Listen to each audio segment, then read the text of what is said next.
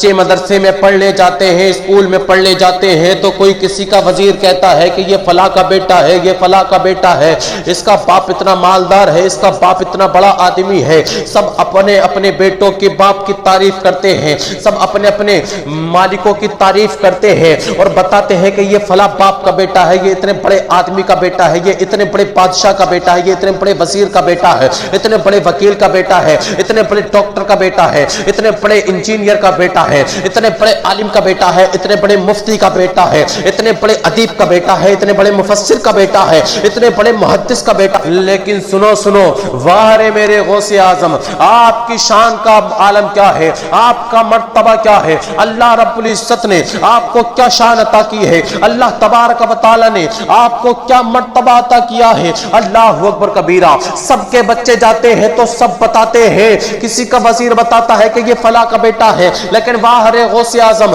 آپ کی عمر چھوٹی سی ہے، آپ جب مدرسے میں پڑھنے کے لیے گئے تو کوئی انسان نہیں، دنیا کا کوئی انجینئر نہیں، دنیا کا کوئی وزیر نہیں، کسی مالک کا وزیر نہیں، بلکہ اللہ کے فرشتے آپ کے کچھ آگے چل رہے ہیں، کچھ پیچھے چل رہے ہیں اور اعلان کرتے ہوئے جا رہے ہیں، او دنیا والو راستے خالی کر دو، اللہ کا ولی آ رہا ہے، راستوں کو کشادہ کر دو، ایک اللہ کا ولی آ رہا ہے۔ مدرسے میں پہنچے تو مدرسے کے بچوں سے جا کر کے کہنے لگے اللہ کا ولی کے آ رہا ہے، اس کے لیے جگہ خالی کر دو، اس کے لیے جگہ بنا دو، اب یہاں آ کر کے اللہ کا ولی بیٹھے گا۔ اللہ اکبر کبیرہ۔ یہ حضور غوث پاک رضی اللہ تعالیٰ عنہ کی شان ہے کہ دنیا کا کوئی بندہ اعلان نہیں کر رہا بلکہ اللہ کا فرشتہ اعلان کر رہا ہے کہ اللہ کا ولی آ رہا ہے، اس کے لیے جگہ خالی کر دو۔ یہ حضور غوث پاک کی شان ہے۔ اور وار غوث اعظم آپ کی شان تو یہ ہے،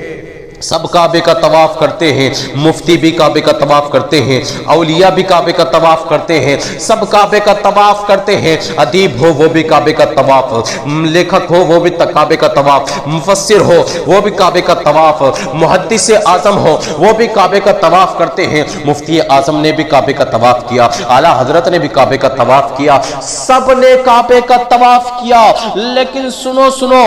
میرے غوث پاک رضی اللہ تعالیٰ عنہ کی شان کا عالم یہ ہے کہ بچپن میں آپ نے اجازت مانگی کہ مجھے مدینہ مکہ شریف جانے کی اجازت دے دے، لیکن آپ کے گھر والوں نے منع کر دیا، آپ ابھی چھوٹے ہو، اجازت نہیں ملے گی۔ اللہ اکبر کبیرہ۔ آنکھوں سے آنسو زاروں قطار بہنے لگے، جب رونے لگے تو اللہ تبارک و تعالی نے آپ کو وہ مرتبہ عطا کیا کہ آپ قصبہ جیلان کی سرزمین سے